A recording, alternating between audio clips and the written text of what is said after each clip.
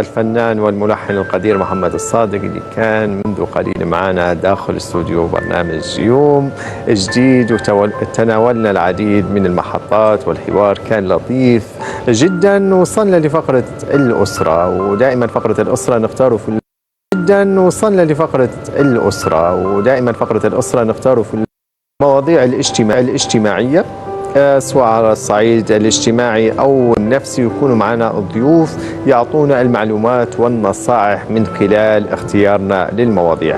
اليوم اخترنا موضوع مهم جدا ومشاكل واجد لو نحن نعدوهن ما فيش عدد أو إحصائية معينة للمشاكل بين الزوج والزوجة بسبب العنف الزوجي، والمشاكل اللي تصير بهم تأثر على حياتهم وأيضا على مستقبل الأولاد. مع بعضنا نتابع هذا التقرير على موضوعنا، وراجعين حتكون معنا مديرة إدارة الإرشاد الأسري السيدة نعيمة سلامة. نشوفوا مع بعضنا التقرير وراجعين.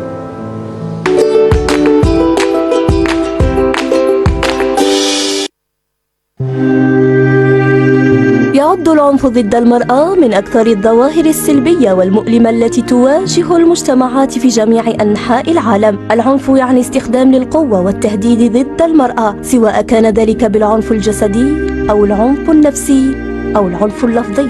تظهر الإحصائيات أن العنف ضد المرأة يحدث بشكل متكرر في كل أنحاء العالم، ولا يمكن تجاهله، ويمكن أن يكون له آثار شديدة الخطر.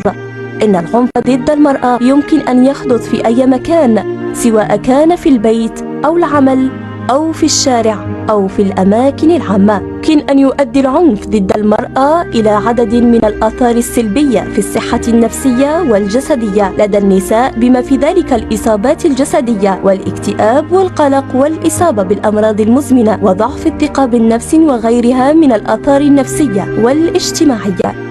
يأتي دور المرأة في تحديد مكانتها في المجتمع والمطالبة بحقوقها، وأن تكون بحجم التحديات التي تواجهها. يجب على المجتمع كله أن يتحد ويتعاون لمحاربة العنف ضد المرأة وضمان حياة آمنة وكريمة لجميع أفراد المجتمع.